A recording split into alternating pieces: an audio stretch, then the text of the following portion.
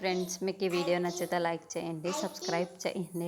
నువ్వు కూడా మంచితనం ముసుగు వేసుకొని అమర్ని మోసం చేసి అంజలిని తీసుకెళ్ళిపో అని మనోహరి చెబుతూ ఉంటే అప్పుడే భాగి అక్కడికి రావడంతో మనోహరి రణవీర్ ఇద్దరు టెన్షన్ పడుతూ ఉంటారు. అప్పుడే భాగి ఇద్దరి దగ్గరికి వచ్చేసి నన్ను చూసి అంత షాక్ అవుతున్నారు. మీ ముఖంలో టెన్షన్ కూడా అనిపిస్తుంది. మీరు ఏం విన్నానన్నా మేము ఇద్దరికి ముందే పరిచయం ఉందో లేదో కూడా నేను అడిగాను. నాకు అది అనవసరం. మీ ఇద్దరు నా కుటుంబం జోలికి వస్తే కోమలే బోలియా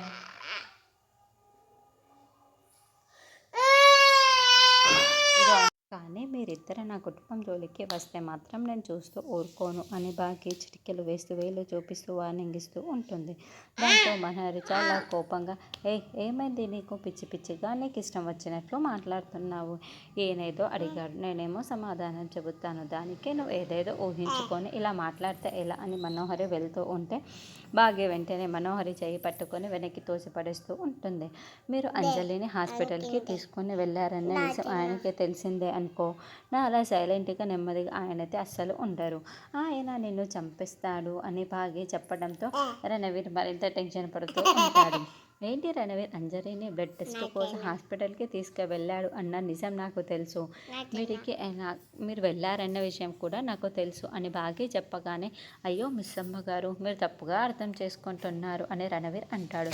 నేను తప్పుగా అర్థం చేసుకోవటం లేదు రణవీరు, నువ్వే ఈ మనోహరితో కలిసి తప్పు చేస్తున్నావు. మీ ప్లాన్ ఏంటని తెలియదు, మీరు ఏం చేస్తున్నారో కూడా నాకు తెలియదు. కానీ పిల్లల జోలికి వెళ్ళాలి అంటే దాటుకొని వెళ్ళాలి, అది అంత సులువు కాదు అని బాగా మనోహర్గా చెబుతూ అవుతుంది. అంజలికి దగ్గర అవ్వడానికి మీకున్న కారణం ఏంటో నాకు తెలియదు, కానీ అన్నింటిని ఇంతటితో ఆపేసి ఇక్కడ నుండి వెళ్ళిపోతే మంచిది. లేకపోతే మీకే చాలా పెద్ద ప్రాబ్లం అయిపోతుంది. ఇక నుంచి మీరు వేసే ప్రతి అడుగులోనూ నేను మీకు అడ్డంకినే అవుతాను. మీ నిజం బయట పెట్టాకే నేను ఆగుతాను అని బాగా రణవీర్కి చెబుతూ, నీకు మళ్ళీ నా గురించి స్పెషల్గా చెప్పనవసరం లేదనుకుంటా, కాబట్టి అన్నీ గుర్తుపెట్టుకొని జాగ్రత్తగా ఉండండి అని బాగా వార్నింగ్ ఇచ్చి వెళ్తుంది. తర్వాత చిత్రగుప్తుడు కూర్చొని తూగుతూ నిద్రపోతూ ఉంటాడు. అప్పుడే కావాలి అని గుప్తా గారు అతనికి మెలకు వచ్చేలా చేసి అతను ముందు నుండే దొంగలా నడుచుకుంటూ పక్కకి వస్తూ ఉంటుంది. అసలు ఈ గుప్తుల గారు ఆ బాలికతో చేరి ఏమిటి మంత్రాలు చేయిస్తున్నారే? అసలు ఆ బాలికని నేను ఇక్కడికి తీసుకువచ్చి ప్రభువుల దగ్గర మార్కులు కొట్టేశాను. మళ్ళీ ఆ బాలిక ద్వారా నేను ఇంకొన్ని మార్కులు కొట్టేసి నా స్థానాన్ని నాకు ఇచ్చేయమని వేడుకుంటాను అని వీళ్ళు ఏం మంతనాలు జరుపుతున్నారో ఖచ్చితంగా నేను కూడా తెలుసుకుందును అని చాటుగా వాళ్ళ మాటని గుప్తా గారు వీళ్ళేమో మాట్లాడుకుంటున్నారు కదా అని అంటే మనం ఆరుతో ఇంకా వింటున్నారేమో అని వినకూడదు అని చుట్టూ గమనిస్తున్నాను బాలిక అని గుప్తా గారు అంటారు. ముందు చెప్పండి గుప్తా గారు, ఎవరు లేరులే అని అంటుంది. ఇన్ని రోజులు భూలోకంలో నేను ఎందుకు పెట్టానో నీకు తెలుసు కదా బాలిక అని గుప్తా గారు అనడంతో మీకు రావాల్సింది ఇప్పుడు ఇచ్చేయమని అడుగుతున్నారు అంతే కదా అని అంటుంది. అవును అని గుప్తా గారు అంటే అయితే చెప్పు బాలిక అని గుప్తా గారు అంటారు. మీరే చెప్పండి అని అంటుంది. నువ్వే అని ఇద్దరు వాదలాడుకుంటూ ఉంటే ఎవరో ఒకరు చెప్పండి హే అని చిత్రగుప్తుడు అంటాడు. ఎవరు బాలిక మాటలు వింటున్నారని గుప్తా గారు అన్నాడు. ఇక్కడ ఎవరూ లేరు అని చిత్రగుప్తుడు అంటాడు. ఎవరూ లేరంట బాలిక, నువ్వు కానివ్వు అని గుప్తా గారు అంటాడు. గుప్తా గారు, మన ఒప్పందం ప్రకారం మీరు నన్ను భూలోకంలో ఉంచితేనే కదా నేను ఇస్తానన్నది అని అంటోంది. కానీ ఆ చిత్రగుప్తుల గారు నిన్ను ఈ లోకానికి తీసుకువచ్చారు. ఈ లోకానికి తీసుకొని వచ్చింది నేను కదా బాలిక, అదే నువ్వు నాకు ఇవ్వాల్సిందే అని గుప్తా గారు అంటే, కానీ నీకు ఇద్దాం అనుకున్నా కూడా ఇప్పుడు ఆ భూలోకాన ఉంది గుప్తా గారు అని అంటుంది. ఏమిటి అని చిత్రగుప్తుడు మనసు అనుకుంటూ ఉంటారు. గుప్తా గారు, నేను ఎవరైతే భూలోకానికి తీసుకువెళ్తారో వారికి మాత్రం నాగమణిని ఇస్తాను అని అనడంతో అవునా బాలిక అని గుప్తా గారు అంటారు. ఏంటి నాగమణి ఈ బాలిక చేత ఉందా అని చిత్రగుప్తుడు అనుకుంటే, ఆ నాగమణికి ఉన్న పవర్స్ ఎంత గొప్పవో నాకు చాలా బాగా తెలుసు గుప్తా గారు. నేను ఎవరైతే భూలోకానికి తీసుకొని వెళ్తారో ఆ శక్తులన్నీ కూడా ఆ నాగమణి ద్వారా పొందడం వాళ్ళకు వస్తుంది. నేను వాళ్ళ చేతికి ఆ నాగమణిని ఇస్తాను, మీకైతే అస్సలు ఇవ్వను. మీరు నన్ను భూలోకానికి తీసుకొని వెళ్ళండి, మీకే ఇస్తాను అని అనడంతో ఎట్లయినాను సరే నేను నీకు భూలోకానికి మళ్ళీ తీసుకువెళ్ళి మా చిత్రగుప్తుల గారి పదవికి నేను కైవసం చేసుకుంటాను, ఆ నాగమణిని కూడా నేను దక్కించుకుంటాను అని చెప్తూ ఉంటే ఇక్కడ చిత్రగుప్తుల వారు నడుస్తుంది. నేను విన్నాను గుప్తా గారు, మీకు అంత సీన్ లేదు అని అర్థమైపోయింది అని మన డీల్ క్యాన్సల్ అని ఆరు వెళ్తుంది. సమయానికి ఆ చిత్రగుప్తుల వారు ఇక్కడ లేరు కాబట్టి, లేకుంటే ఈ నిజం ఆయనకే తెలిసిపోయి ఉండేది అని గుప్తా గారు కావాలి అని చిత్రగుప్తుల గారు మాట్లాడుతూ ఉంటారు.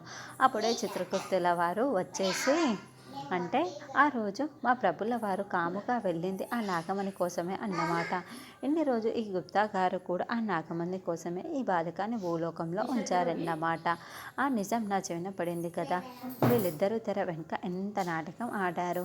ఇప్పుడు ఈ నిజం నాకు తెలిసింది కాబట్టి ఈ బాలికని నేనే భూలోకాన్ని తీసుకొని వెళ్ళి ఆ నాగలోకానికి హారాన్ని సొంతం చేసుకుంటాను అని అనుకుంటూ ఉంటే ఆరో గుప్తా గారు సంతోషంగా వింటూ ఉంటారు.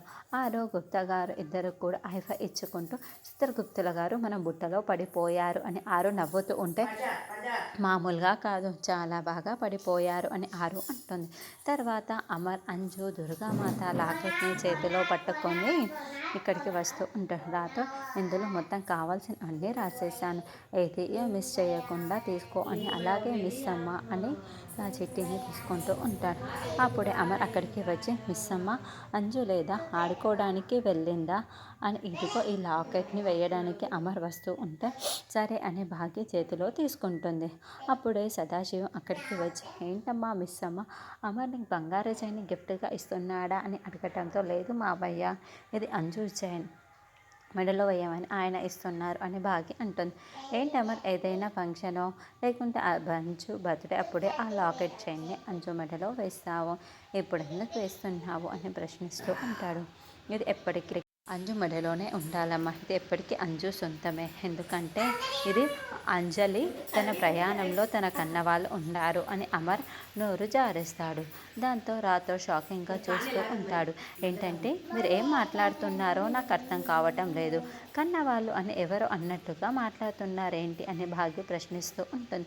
మిస్ అమ్మ ఈ చైన్ మేడం ఎంతో ఇష్టపడి అంజలి కోసం చేయించిన చైన్, ఇప్పుడు అంజలి పాప మెడలో ఉంటే మేడం ఎప్పుడు అంజలితో ఉన్నట్లు ఉంటారు కదా, అందుకే సార్ అలా అన్నారు అంతే కదా సార్ అని రాతోడు కవర్ చేస్తాడు. అవును అంతే అని అమర్ అంటాడు. డాడ్ నేను బయట ఆడుకో అన్న గేమ్స్లో నేనే ఫస్ట్ వచ్చాను అని అంజలి పరిగెత్తుకుంటూ వచ్చి చెబుతూ ఉంటుంది. అంజలి ఇదిగో ఈ మెడలో నీ చైన్ వేస్తాను అని అమర్ వేస్తాడు. డాడ్ ఇది ఎప్పుడు నాతోనే ఉంటుందా డాడ్ అని అంజలి అడగటంతో అవును దీన్ని ఎప్పుడు నువ్వు చాలా జాగ్రత్తగా కాపాడుకోవాలి, ఎప్పటికీ నీతోనే ఉండాలి అని అమర్ చెప్పటంతో ఈ చైన్ ఎప్పుడు నాతో ఉంటేనే చాలా సంతోషంగా ఉంటుంది డాడ్ అని అంజలి ఆ చైన్ని చూసుకుంటూ ఉంటుంది. అప్పుడే మనోహరి రణవీర్ ఇదంతా పైనుండి చూస్తూ ఉంటారు. ఏంటా చైన్ అని రణవీర్ అడగటంతో అది గోల్డ్ చైన్, అమర్ దాన్ని ఫంక్షన్ అప్పుడు బర్త్డే అప్పుడు అంజలి మెడలో వేస్తూ ఉంటాడు, కేవలం ఒక చైన్ మాత్రమే అని మనోహరి అంటుంది. కానీ అమర్ అలా అంత జాగ్రత్తగా దానిని చూసుకుంటున్నాడు అంటే సంథింగ్ ఏదో ఉంటుంది అని రణవీర్ చెబుతూ ఆ చైన్ని పరిశీలిస్తూ ఉంటాడు. దూరం నుంచి మనోహరి రణవీర్ చాలా షాకింగ్గా ఆ చైన్ వైపు చూసేసి పరిగెత్తుకుంటూ కిందికి వస్తారు. నా మెడలో గోల్డ్ చైన్ ఉంది, మీ ముగ్గురికి లేదు అని అంజలి వెక్కిరిస్తూ ఉంటుంది. దాంతో మిగతా ముగ్గురు పిల్లలు అమ్మ వెక్కిరిస్తావా అంజలి వెంట పడుతూ ఉంటారు.